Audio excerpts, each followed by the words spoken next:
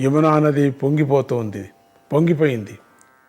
చాలా చోట్ల పిడుగులు ధ్వనులకే ఆవులు దూడలు భయపడిపోయాయి.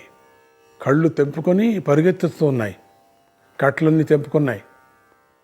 కళ్ళన్నీ బయటకు వచ్చేసాయి. అన్ని కట్లు తెంపేసుకొని అటు ఇటు భయపడి పరిగెత్తిపోతున్నాయి.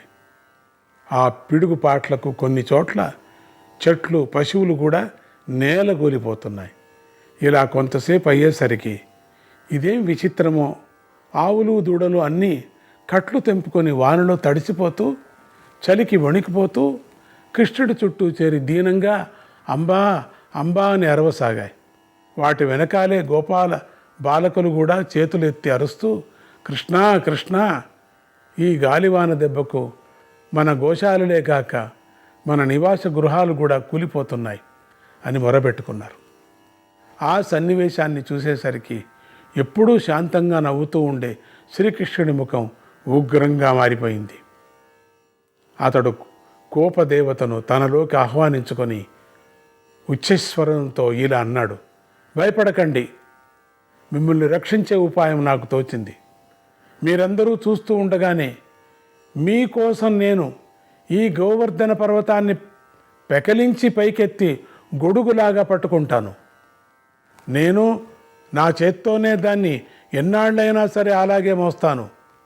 మన గ్రామవాసులంతా తమ ఆవులను దూడలను ఎడ్లను పిల్ల పాపలను అందరినీ తెచ్చుకొని ఈ పర్వతం కిందే నివాసంగా ఉండండి. ఆ దేవేంద్రుడు ఎన్నాళ్ళు వానలు కురిపించగలడో మనము చూద్దామన్నాడు. ఇలా అంటూనే బాలకృష్ణుడు పరుగున గోవర్ధన పర్వతం దగ్గరకు వెళ్ళి గడ్డివాము క్రిందికి చేతులు పెట్టి అట్లుగా గోవర్ధన పర్వతం క్రిందికి తన బుల్లి చేతులు రెండు చొప్పించి ఆశ్చర్యకరంగా ఆ పర్వతాన్ని పైకెత్తించాడు.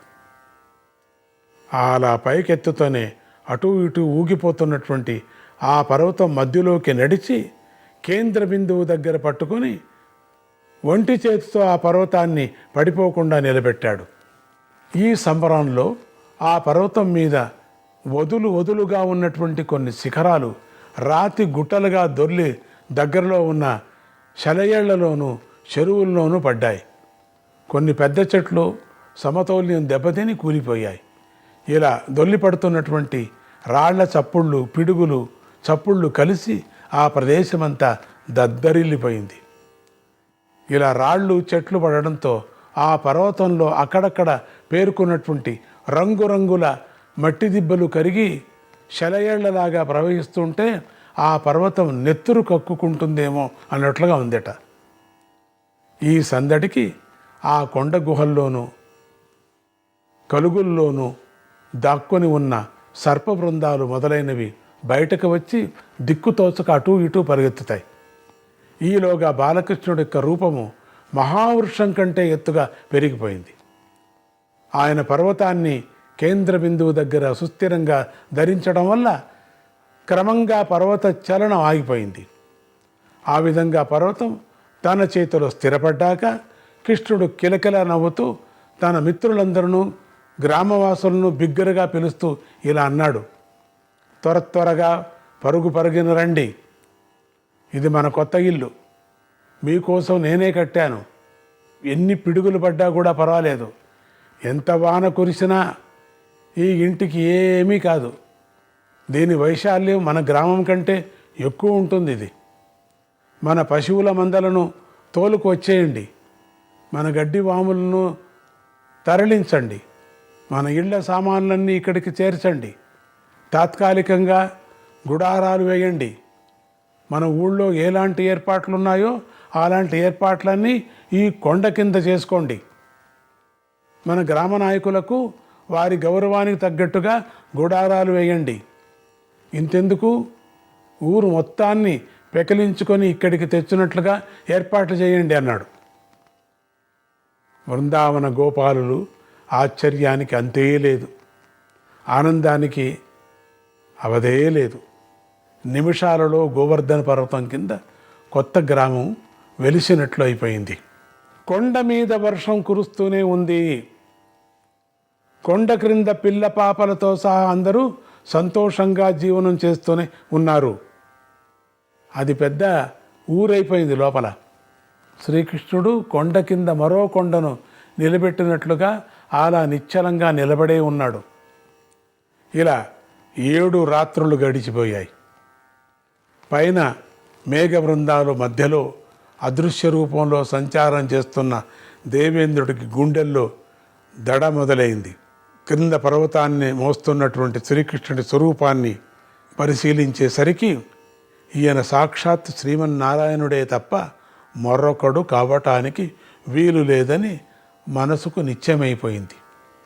దాంతో వెంటనే దేవేంద్రుడు మేఘదూతలను వాయుదేవతలను ఉపసంహరించేసి తను స్వర్గలోకంలో తన ఏకాంత గృహానికి వెళ్ళి ఏం చేయాలా అని ఆలోచించసాగాడు. వర్షాలంతా ఆపేశాడు. పరిగెత్తి వెళ్ళాడు తన గృహానికి. యోచన చేస్తున్నాడు.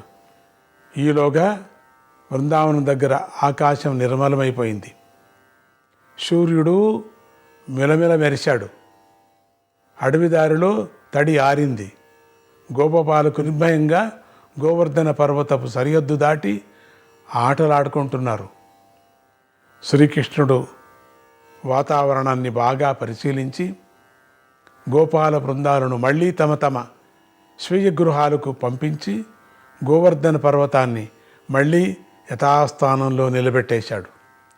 ఇది గమనించిన దేవేంద్రుడు ఇప్పుడు శ్రీకృష్ణుడు ప్రశాంతంగానే ఉన్నాడని అర్థం చేసుకొని ఐరావతం గజం మీద ఎక్కి స్వయంగా శ్రీకృష్ణుని ముందర వాలాడు.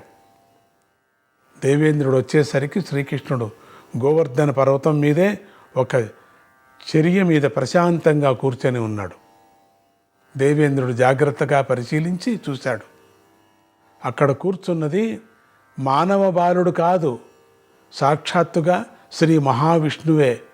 ఆయన వెనకాల గరుత్మంతుడు అదృశ్య రూపంలో నిలబడి స్వామి మీద ఎండ పడుకోకుండా తన రెక్కలతో నీడను కల్పిస్తున్నాడు.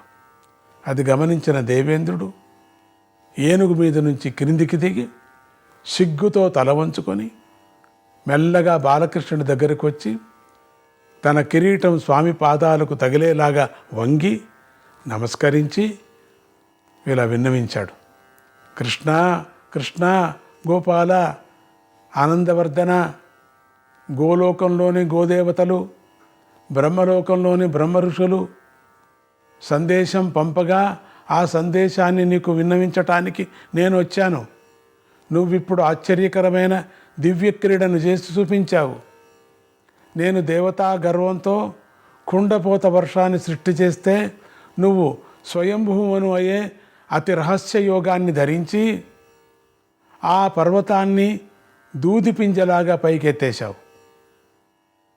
స్వాంభువ యోగము అంటే సృష్టి ప్రారంభ కాలంలో బ్రహ్మదేవుడు ఆచరించే యోగమని. దీనివల్ల కొండల వంటి పెద్ద వస్తువులు కూడా దూది పింజల్లాగా తేలికైపోతాయి. సముద్రాల వంటి విశాల ద్రవ్యాలు కూడా చేతి గుప్పిట్లో ఇమిడిపోతాయి.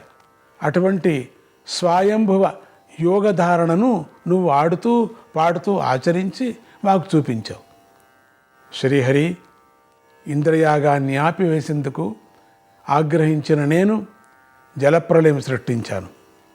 దేవతలకే సహింపశక్యంగాని నా ప్రళయము నీ ముందు గడ్డిపోచ కన్నా చులకనైపోయింది. దేవా, నువ్వు మరీ సామాన్య మానవుడిలాగా ప్రవర్తిస్తూ ఉంటే నువ్వు దేవకార్యాన్ని పరిపూర్ణంగా నిర్వర్తించగలవో లేవో అని నేను కొంచెం సందేహించి నిన్ను పరీక్షించడానికి సాహసించాను స్వామి. కానీ ఇప్పుడు నిశ్చయమైంది, నువ్వు నిస్సందేహంగా శ్రీహరివే. నీలోని విష్ణు తేజస్సును పూర్తిగా దాచేసుకొని మానవాకారంతో సంచరిస్తున్నావు. కానీ ఇప్పుడు నా కోసం నీ విష్ణు తేజస్సును బహిరంగ చేసేశావు. ఇది దేవతలకే ఆశ్చర్యకరంగా దేవా. నువ్వు పూర్వము మా దేవతలకు వచ్చిన కష్టాలను అనేకసార్లు నివారించావు. ఇప్పుడు బృందావనానికి దేవతల వల్లే కష్టం వచ్చింది కదా, దాన్ని కూడా నువ్వే నివారించావు. నువ్వు అవతరించిన దేవకార్యాన్ని సర్వసంపూర్ణంగా నిర్వహిస్తావు అనటంలో నాకిప్పుడు సందేహం ఏమాత్రమూ లేదు. దేవా, లోకాల వ్యవస్థ ఈ విధంగా ఉంది. అడుగున జలలోకము, ఆ పైన పర్వతాలు, ఆ పైన భూమి, దానిమీద మానవుడు, వారిపైన పక్షులు, వాటిపైన సూర్యుడు, ఆ సూర్యుడి ఊర్ధ్వకిరణాలను దాటిపోతే అక్కడ స్వర్గం, దానిమీద బ్రహ్మలోకం, దానిమీద గోలోకము, అక్కడ సాధ్యులు పరిపాలన చేస్తూ ఉంటారు. దానికి ఇంకా చాలా పైపైన ఎక్కడో దూరంగా నీ వైకుంఠలోకం ఉంది. మా బోటి వాళ్ళం కష్టపడి బ్రహ్మలోకం దాకా వెళ్ళగలం, నీ వైకుంఠాన్ని మాత్రం మేము అందుకోలేము. నీ లోకానికి దగ్గరగా ఉన్న గోలోకంలో ఉన్న గోదేవత యొక్క అంశంతోనే ఇక్కడ మీ గోపల్లెలోని గోవులన్నీ అవతరించాయి. నేను గర్వంతో నీ రక్షణలో ఉన్న ఈ గోదేవతలకు అపకారం చేశాను. నువ్వు దాన్ని క్షమించి గోదేవతలు, బ్రహ్మదేవుడు నా ద్వారా పంపిన సందేశాన్ని దయతో ఆలకించు. వారేమంటున్నారంటే, దేవా, నువ్వు గోవులనే కాక ఆ గోలోకాన్ని కూడా రక్షించావు. అందువల్ల మేము నువ్వు ఉన్న చోట ఇతోధికంగా వృద్ధి పొంది నీకు సేవ చేస్తావు. మాలోని వృషభాల ద్వారా నీ రైతులకు సహాయం చేస్తాము. మాలోని గోమాతల ద్వారా నీ పరివారానికి పాలు అందిస్తాము. మా గోమమయం చేత నీ భార్య అయిన లక్ష్మీదేవికి తృప్తి కలిగిస్తాము. మా పాలలోని నేతి ద్వారా నువ్వు కోరిన దేవతలకు హవిస్సులు అందిస్తాము. దేవా, ఇవాళ నుంచి నువ్వు గోవులకే ఇంద్రుడవు. దేవేంద్రుడికి ఇంద్రత్వము దేవతల వరకే. ఆ దేవతల కన్నా పైన బ్రహ్మలోకం కంటే కూడా పైన ఉన్న గోలోకానికి నువ్వు ఇంద్రుడు అవుతున్నావు. అందుకు గుర్తుగా మేము పంపిన గోలోకపు గోక్షీరాల కుండలలో ఈ దేవేంద్రుడే స్వయంగా నీకు పట్టాభిషేకం చేస్తాడు. దయచేసి అంగీకరించు. ఈ అభిషేకం వల్ల నీకు గోవిందుడు అనే కొత్త పేరు వస్తుంది. దేవలోకంలోని దేవతలు నిన్ను గోవిందుడని, ఉపేంద్రుడని కూడా పిలుస్తారు. దేవా, శ్రీకృష్ణ, ఇది గోదేవతల సందేశం. ఇక నా విన్నపం ఒకటి వినండి. మొత్తం 4 నెలలు వర్షాకాలం. ఈ 4 నెలలు నన్ను మానవులు పూజించడం ఒక ఆచారంగా వస్తుంది. ఇప్పుడు ఆ ఆచారం కొంచెం మారుగాక శ్రావణ భాద్రపదాలు 2 మాసాలు మాత్రమే మానవులు నన్ను పూజింతురుగాక. ఆశ్వీజ కార్తీకాలు రెండిటిలోనూ మానవులు నిన్నే పూజింతురుగాక. ఈ కార్తీక మాసంలోనే నువ్వు నిద్ర లేచే ఉత్తాన ఏకాదశి మహాపర్వం కూడా వస్తుంది. దేవా, ఇలా దేవేంద్రుణ్ణి, ఉపేంద్రుణ్ణి కలిసి ఆరాధించే మానవులకు సమస్త శుభాలు లభించుగాక. వాళ్ళు న్యాయ మార్గాన్ని తప్పకుండా ఉందురుగాక అని అన్నాడు. దేవేంద్రుడు చెప్పిన ఈ సుదీర్ఘ సందేశాన్ని ప్రశాంతంగా అవతరించినటువంటి బాలకృష్ణుడు తన ఆమోదాన్ని తెలియజేస్తూ చిరునవ్వులు చిందించేశాడు. దీనికి సంతోషించిన దేవేంద్రుడు తను తీసుకొని వచ్చినటువంటి దివ్య ఘటాలను స్వయంగా పైకెత్తి శ్రీకృష్ణుడు నెత్తిన గోవిందా గోవిందా అంటూ క్షీరాభిషేకం చేశారు. ఇంతలో ఎలా వచ్చాయో చుట్టుపక్కల ఉన్నటువంటి గోమాతలు పరుగుల వచ్చి ఎవరూ పిండకుండానే పాలు స్రవిస్తూ శ్రీకృష్ణుడు స్వయంగా అభిషేకం చేశాయి. అది కాగానే ఆకాశంలో పోగుపడ్డ మేఘ దేవతలు సన్నని నీటి జల్లులతో గోవిందుడికి జలాభిషేకం చేశాయి. ఇది కాగానే ఆ పరిసర ప్రాంతంలోని చెట్లన్నీ వాటంతట వాటే కదిలి గోవిందుడి మీద పుష్పవృషం కురిపించాయి. ఆకాశంలో దేవతల మంగళవాద్యాలు మ్రోగాయి. ఆకాశం నుంచి బ్రహ్మర్షులు వేద పారాయణాలు వినిపించాయి. చుట్టుపక్కల పరిసర ప్రాంతాలన్నీ శుభశకునాలతో కళకళలాడాయి. ఈ విధంగా గోవిందాభిషేకం పూర్తి చేసిన దేవేంద్రుడు మళ్ళీ ఇలా విన్నవించాడు. నారాయణ నారాయణ హరే కృష్ణ. దేవా శ్రీకృష్ణ, నా విన్నపం మరొకటి ఉంది. కంసుడు, కేశి, అరిష్టుడు అనే రాక్షసులు ముగ్గురు చాలా ఘోర కృత్యాలు చేస్తున్నారు. మా మీద దయతో నువ్వు వారిని త్వరగా సంహరించు. భరతఖండంలోని రాజ వ్యవస్థలో సమూలమైన మార్పులు తెచ్చి రాజలోకం మొత్తాన్ని నువ్వే శాసించు.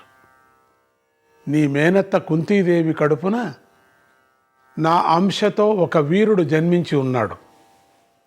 అతని ద్వారా చాలా గొప్ప దేవకార్యాలు జరగవలసి ఉన్నాయి. అతనికి సర్వకాల సర్వావస్థల్లోనూ నువ్వే రక్షకుడుగా ఉండాలి. మహాభారత యుద్ధం రాబోతుంది. ఆ యుద్ధంలో అర్జునుడు ద్వారా ధర్మరక్షణ చేస్తావని నేను దేవతలు, మహర్షులు ఉన్నటువంటి సభలో ప్రతిజ్ఞ చేసి ఉన్నాను. ఆ ప్రతిజ్ఞను నువ్వే నిలబెట్టాలి. దేవా, నువ్వు కంస సంహారం చేసిన దగ్గర నుంచి నీకు వరుసగా యుద్ధాల మీద యుద్ధాలే సంభవిస్తాయి స్వామి. మొదట కంసుడి మామగారైన జరాసంధుడి నీ మీద విరుచుకుపడతాడు. ఆ సంఘటాన్ని సర్దుకునే లోపలే కాలయవనుడు నీ మీదికి దూకుతాడు. ఈలోగా మహాభారత యుద్ధం రానే వస్తుంది. కనుక దేవా, నీకు అన్ని విధాలా శ్రమే కలిగిస్తున్నాను. కానీ నువ్వే మాకు రక్షకుడివి. నేను దేవలోకవాసులు నీకు హితులమని నువ్వే భావిస్తే నేను కోరిన వరాలన్నీ ఇవ్వు అని అడిగాడు ఇంద్రుడు. శ్రీకృష్ణుడు ఇంద్రుడు చెప్పినదంతా విని ప్రసన్నముఖుడై ఇలా బదులు చెప్పాడు. సచీపతి, దేవేంద్ర, నీ అంతటి వాడు నా కోసం రావడమే నాకు సంతోషం. నువ్వు చెప్పిన అంశాలన్నీ నా గమనికలోనే ఉన్నాయి, ఎప్పటి ఉన్నాయి కూడా, నాకు ఎప్పటి నుంచో ఉన్నాయి. నువ్వు నీ అంశతో అర్జునుని సృష్టించావు, యమధర్మరాజు యుధిష్ఠిరుని సృష్టించావు, వాయుదేవుడు భీమసేనుని కూడా సృష్టించావు, యుధిష్ఠిరుణ్ణి సృష్టించావు. అంటే నీవు యమధర్మరాజు యుధిష్ఠిరుణ్ణి సృష్టించాడు కదా. నీవే, నీ సృష్టిని అదంతా కూడా, యముడు సృష్టి నీదే కదా. ఇక వాయుదేవుడు భీమసేనుని సృష్టించాడు. అశ్విని దేవతలు నకుల సహదేవులను కూడా సృష్టించారు. ఇవన్నీ నాకు తెలుసు. ఇదిగాక మా మేనత్త కన్యగా ఉన్న రోజుల్లో సూర్యుడి వల్ల సృష్టించబడిన బాలుడిప్పుడు కర్ణుడనే పేరుతో సూతపుత్రుడుగా పెరుగుతున్నాడు. ఇతని వల్ల చాలా యుద్ధోపద్రవం కూడా ఉంటుంది. ఈ విషయం కూడా నాకు బాగా తెలుసు. ఇతనికి తోడు ధృతరాష్ట్రుడికి 100 మంది పుత్రులు జన్మించి ఉన్నారు. వీరంతా యుద్ధప్రియులే. దేవేంద్ర, ఎన్ని యుద్ధాలు జరిగినా పంచపాండవులను, వారి తల్లి కుంతిని నేను క్షేమంగానే ఉంచుతాను. నువ్వు ఈ విషయంలో ఏమీ భయం పెట్టుకోకు. దేవేంద్ర, నీ మాట నాకు ఆజ్ఞతో సమానం. నీ భృత్యులు నీ ఆజ్ఞను పాలించినట్లుగా నేను కూడా నువ్వు చెప్పినవన్నీ చేస్తాను అన్నాడు కృష్ణుడు. దేవేంద్రుడు తృప్తిపడిన హృదయంతో బాలకృష్ణుడికి మరొకసారి వందనం చేసి సెలవు తీసుకొని స్వర్గానికి వెళ్ళిపోతున్నాడు. దేవేంద్రుడు వెళ్ళాక శ్రీకృష్ణుడు బృందావనం గ్రామంలోకి వెళ్ళాడు. అక్కడ ఉండే గోపాల వృద్ధులంతా కృష్ణుడి చుట్టూ బిలబిలా చేరి అందరూ కూడా బాలకృష్ణుడిని అనేక రకాలుగా అభినందించడం మొదలుపెట్టారు. నారాయణ నారాయణ, హరే కృష్ణ.